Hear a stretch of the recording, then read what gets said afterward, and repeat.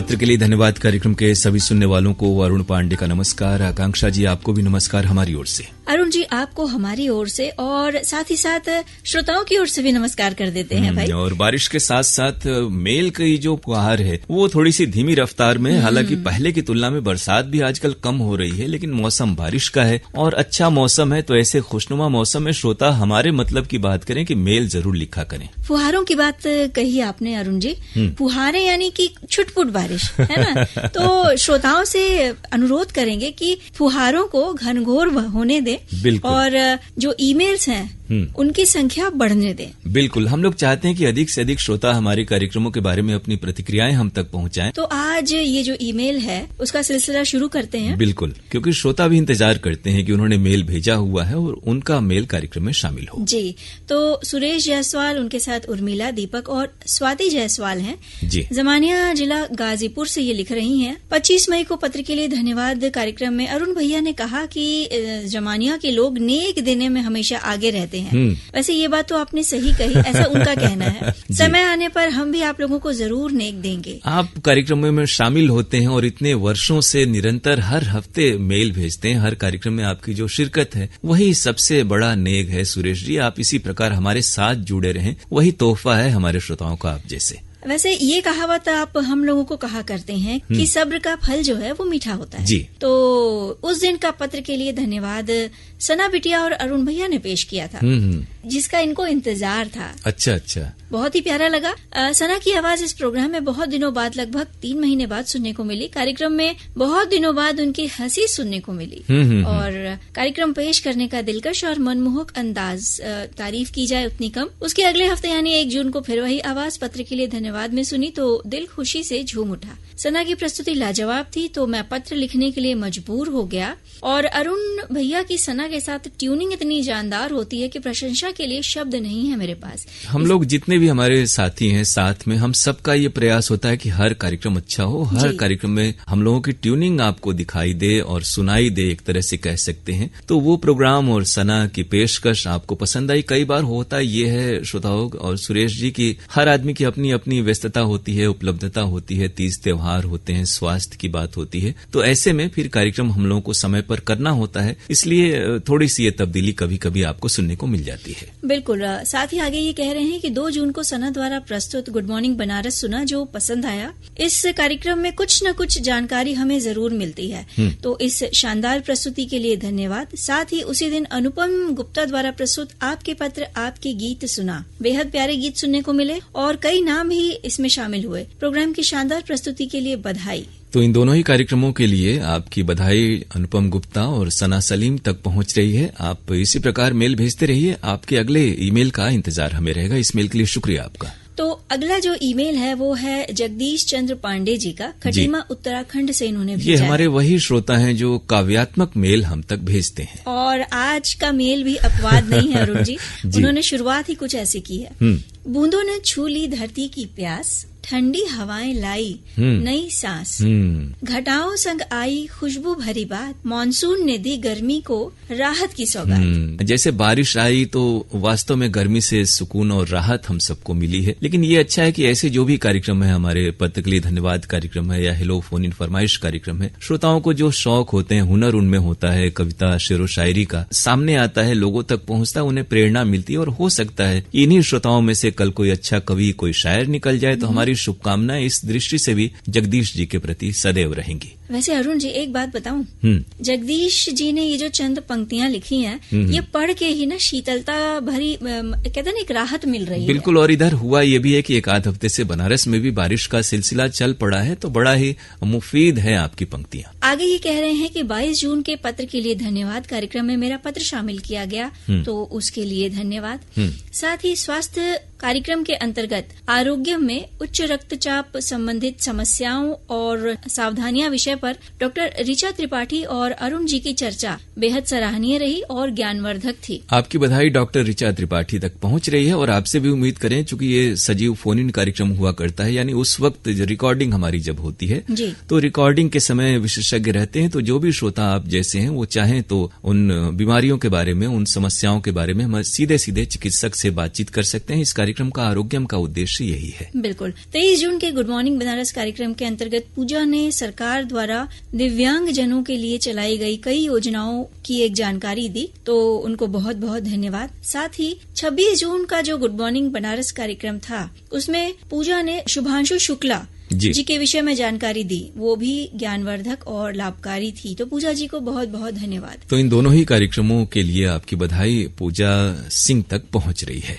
वैसे अरुण जी, ये हमारा जो कार्यक्रम गुड मॉर्निंग बनारस है बेहद प्रसिद्ध कार्यक्रम है। बिल्कुल, और सुबह सुबह इस वक्त हमारा प्रयास होता है कि दिन भर की जो खास खबरें हैं, उपयोगी जानकारी है, वो श्रोताओं तक इस कार्यक्रम के जरिए मनोरंजक अंदाज में पहुंचे। बिल्कुल, और कहीं न कहीं जब हमारे श्रोता उस कार्यक्रम की तारीफ लिखकर भेजते हैं तो हमें लगता है कि हमारे जो प्रस्तोता हैं उनकी ये जो छोटी सी कोशिश है वो सफल हो रही है। बिल्कुल, एक बड़े ही तैयारी के साथ सुबह सुबह आना होता है और आप तक जानकारियां और जो अंदाज है उस अंदाज में पहुंचाना ये एक चुनौती है। और लेकिन आप लोगों की जो प्रतिक्रियाएं इस तरह की आती हैं तो उन्हें बल मिलता है, प्रेरणा मिलती है कि और बेहतर प्रोग्राम आप तक लेकर आए।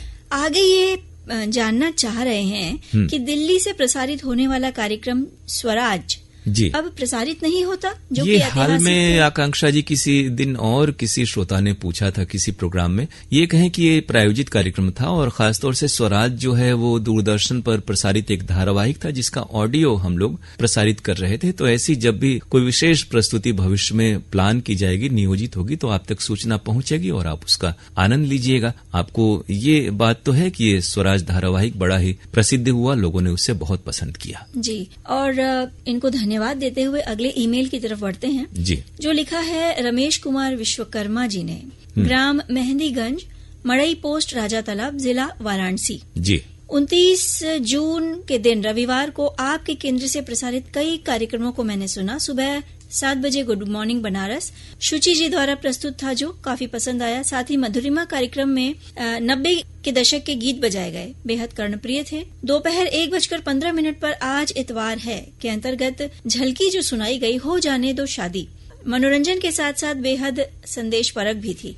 साथ ही 1:30 पर लोक रंग कार्यक्रम जो ईमेल पर आधारित था, पसंद आया। महीने का आखिरी रविवार होने से विशेष कार्यक्रम मन की बात का प्रसारण अपने निर्धारित समय दिन के 11 बजे हुआ, जिससे आरोग्यम कार्यक्रम दोपहर 2:30 पर प्रसारित हुआ जी। यानी ये रविवार का प्रोग्राम पूरा सुबह से तल्लीनता से और ध्यान देकर सुन रहे थे। इतवार का पूरा फायदा उन्होंने उठाया और ये तमाम कार्यक्रम जो सुबह से प्रसारित हुए वो आपको पसंद आया। आपकी बधाई शुचि उपाध्याय सहित बाकी प्रोग्राम के जो प्रस्तुत करता है उन तक पहुंच रही है। छोटी सी शिकायत उन्होंने की है कि जो कार्यक्रम विवरण था उसमें बताया गया कि दोपहर 2:30 पर कार्यक्रम जो प्रसारित होगा वो होगा एक ही फिल्म से, जबकि प्रसारित हुआ आरोग्यम। अच्छा, ये तो वो कह रहे हैं जिस दिन मन की बात हुआ करता है उस दिन आरोग्यम कार्यक्रम आपको 2:30 बजे प्रसारित होता है। कई बार पहले से एंट्री नहीं होती या फिर हमारे जो साथी हैं, जो उद्घोषक उद्घोषिका हैं, जो कार्यक्रम करते हैं, कई बार वो 1-2 रोज पहले से आकांक्षा जी कार्यक्रम विवरण लिख लेते हैं। ऐसी स्थिति में भी ये बात होती है। फिर भी हम लोग आपकी इस शिकायत को नोट कर रहे हैं और इस पर ख्याल किया जाएगा कि आइंदा ऐसी त्रुटि न हो। शाम 6:30 पर कृषि जगत कार्यक्रम में बकरी पालन पर बहुत ही उपयोगी जानकारी प्राप्त हुई। पशुओं में होने वाली बीमारियां और उनके इलाज पर जो बातचीत की गई थी उसके लिए धन्यवाद। शाम 7:30 पर PKLD कार्यक्रम में मेरा ईमेल शामिल हुआ और रात 8 बजे सुगम संगीत में तलत अजीज की गजलें प्रसारित की गईं, तो बेहद पसंद आई। पिछले दिनों फिल्म अभिनेत्री करिश्मा कपूर के जन्मदिन पर उन पर आधारित मधुरिमा कार्यक्रम जो था सना ने प्रस्तुत किया था। लाजवाब प्रस्तुति के लिए बधाई। और साथ ही 18 जून का गुड मॉर्निंग बनारस कार्यक्रम जो जन्मदिन विशेष प्रसारण था जी जी, ये भी उन्हें बहुत पसंद आया, जिसमें एक साथ कई आरजेस को सुना, एकदम नया अच्छा, ये गुड मॉर्निंग बनारस का जो आरंभिक तिथि था उस दिन का ये उल्लेख कर रहे हैं। तो ऐसे जब भी अवसर आते हैं तो हमारे साथियों की कोशिश होती है कि आप तक खास तौर से कोई आकर्षक रूप से प्रस्तुति जाए और ये प्रोग्राम और उससे पहले अन्य कार्यक्रमों का जो आपने जिक्र किया आपको पसंद आए। हम आपको बहुत शुक्रिया करें, आपकी बधाई इन तमाम आरजेस तक पहुंच रही है। और हम पहुंच रहे हैं अगले ईमेल पर जी, जो आया है ग्राम जसवाड़ी, जिला खंडवा, मध्य प्रदेश से। लिखने वाले हैं दुर्गेश नागनपुरे, इनके साथ राधेश्याम, वंदना, भावना, बिंदु, गोलू, कुसुमबाई और सूरज कुमार ढाक से। कई लोगों ने मिलकर ये ईमेल लिखा है। जी जी, ये अच्छा है कि आकाशवाणी एक पूरे परिवार के लिए प्रसारण माध्यम है और इसको सभी लोग सपरिवार सुनते हैं। इससे सभी के ज्ञान में, मनोरंजन में इजाफा जरूर होता होगा। कह रहे हैं कि हमें आकाशवाणी वाराणसी के सभी कार्यक्रम बेहद पसंद हैं। हम आकाशवाणी वाराणसी के नियमित श्रोता हैं। आपके कार्यक्रम डीटीएच के जरिए सुनते हैं और सभी कार्यक्रम बेहद लाजवाब लगते हैं। हम परिवार के सभी सदस्य आपके युवाणी कार्यक्रम को प्रतिदिन बहुत ही ध्यान से सुनते हैं। इस कार्यक्रम में एक से बढ़कर एक जानकारियां और गीत सुनाए जाते हैं। तो आकाशवाणी वाराणसी परिवार को हार्दिक शुभकामनाएं। इस तरह की जब प्रतिक्रिया आती है तो हमारी जिम्मेदारी और भी बढ़ जाती है। खासतौर से युवाणी कार्यक्रम जिसका आपने जिक्र किया, उसकी तो कार्यक्रम के जरिए हमारा प्रयास होता है कि नई पीढ़ी जो है, युवा साथी हैं, उन्हें रोजी रोजगार और अद्यतन जो उपयोगी जानकारी है इस कार्यक्रम के जरिए पहुंचे। इसलिए आप सपरिवार सुनते हैं तो अवश्य ही इस कार्यक्रम का लाभ आप तक पहुंच रहा है। आपकी बधाई युवाणी अनुभाग के प्रस्तुतकर्ता और तमाम जो कंपेयर हैं उन तक पहुंच रही है। आप बाकी कार्यक्रम भी सुनेंगे, अपनी प्रतिक्रियाएं हम तक पहुंचाएंगे, ऐसी हम उम्मीद करते हैं। जी। करण बिंद, ग्राम पूरे मुड़िया, पोस्ट असनाव बाजार, जिला भदोही, यहाँ से ये ईमेल आया है। पत्र के लिए धन्यवाद के प्रस्तुतकर्ताओं को मेरा प्यार भरा नमस्कार। आपको भी नमस्कार। आज का ये ईमेल समर्पित है 15 जून के वाराणसी एफएम से प्रसारित कार्यक्रमों पर। यानी हमारे कई एक श्रोता हैं जो किसी खास दिन तय कर लेते हैं कि आज आकाशवाणी वाराणसी को ही सुनना है और उस दिन भर के प्रोग्राम की प्रतिक्रिया हम तक भेजते हैं। जी। दिन 12 बजे हेलो फरमाइश सुना, अच्छा लगा। उसके बाद झलकी मेहमान कैसे कैसे सुना। और 15 जून को, अच्छा ये कह रही हैं कि 15 जून को अच्छा मेरा जन्मदिन भी था तो मैंने एक पेड़ भी लगाया। वाह। मैंने आकाशवाणी द्वारा प्रेरित होकर ये पेड़ लगाया है। आपके इस कार्यक्रम के साथ मैं लोगों को संदेश देना चाहता हूँ कि वे अपने जीवन में कम से कम एक पेड़ अवश्य लगाएं।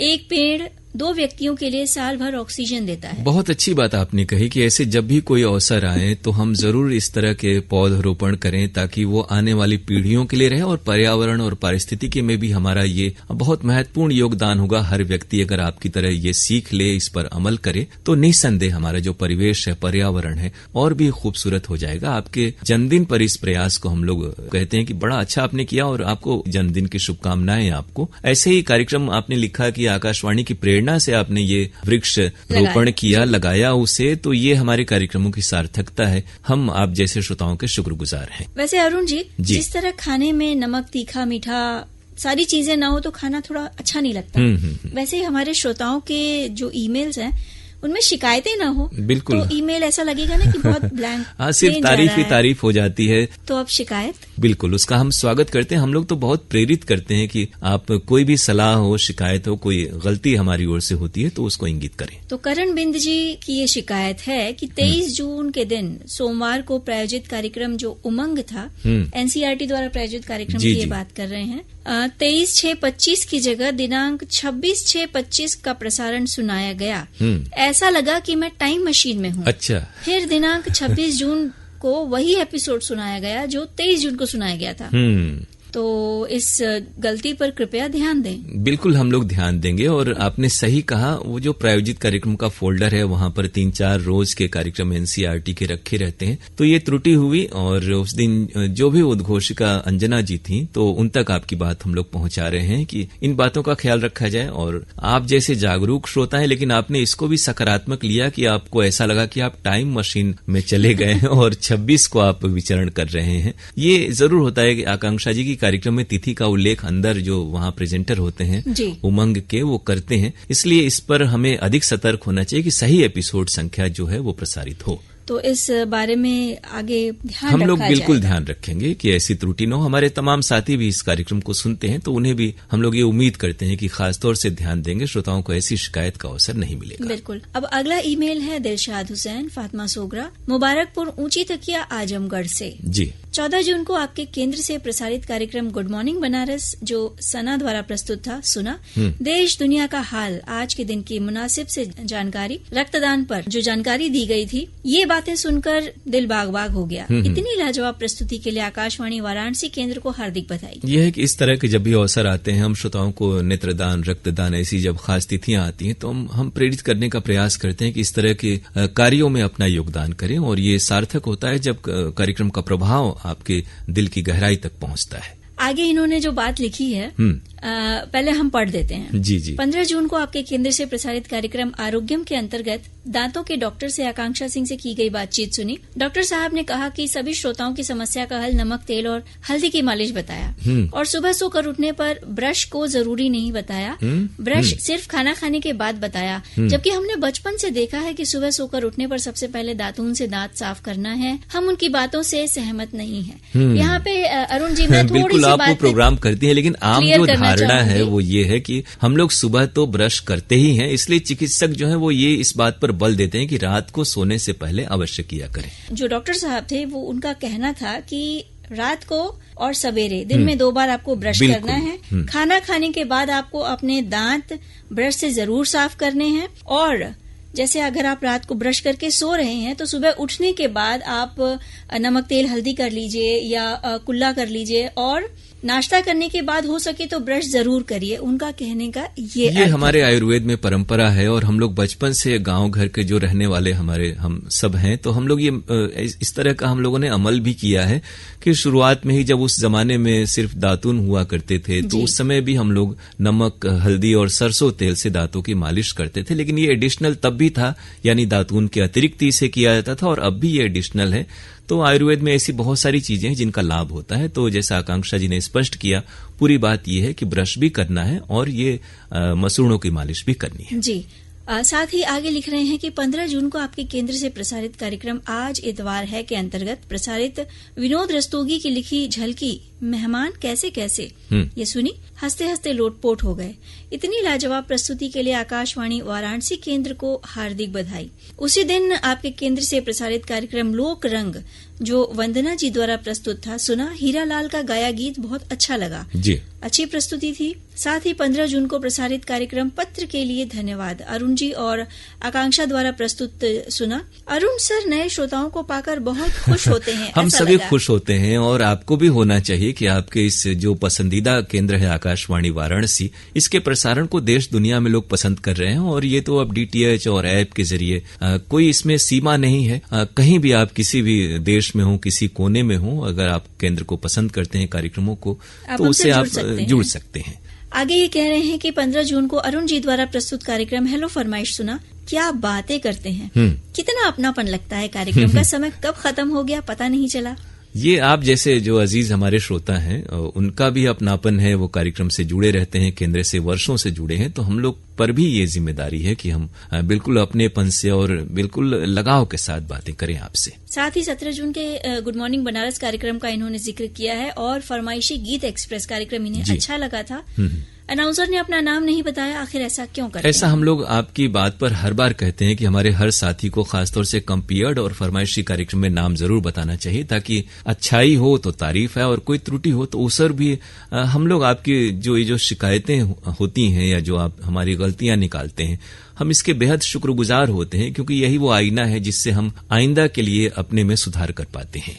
18 जून को गुड मॉर्निंग बनारस कार्यक्रम का जो विशेष प्रसारण था सना, आशुतोष और पूजा द्वारा प्रस्तुत, इन्हें बेहद पसंद आया। साथ ही 20 जून को प्रसारित गुड मॉर्निंग बनारस आशुतोष द्वारा प्रस्तुत, जिसमें काशी कथा के अंतर्गत लक्ष्मी कुंड के बारे में जानकारी दी गई थी, ये भी इन्हें बेहद पसंद आई। तो ये बहुत सारे प्रोग्राम आपने पसंद किए, खासतौर से आशुतोष, सना और पूजा सिंह तक आपकी बधाई पहुंच रही है उस विशेष कार्यक्रम के लिए और 20 जून के भी गुड मॉर्निंग बनारस के लिए। तो हम आपको इस मेल के लिए शुक्रिया कह रहे हैं। दिलशाद जी, इसी प्रकार लिखते रहें, शिकायतें भी अपने लिखने में जरूर शामिल करें। तो इतनी सारी बधाई, शिकायत और श्रोताओं से ईमेल के जरिए बातचीत का जो सिलसिला है अरुण जी, ये आखिरी ईमेल था जी, क्योंकि अब घड़ी का इशारा है कि और मेल हम आज कार्यक्रम में शामिल नहीं कर सकते। लेकिन चलते चलते श्रोताओं को बता देंगे कि आपके ईमेल हम तक पहुंचेंगे इस ईमेल आईडी पर pkldairvaranasi@gmail.com pkldairvaranasi@gmail.com इस मेल आईडी पर आपकी प्रतिक्रियाओं का हमें इंतजार रहेगा। तो आज के इस कार्यक्रम से आकांक्षा सिंह और अरुण पांडे को इजाजत दीजिए। नमस्कार।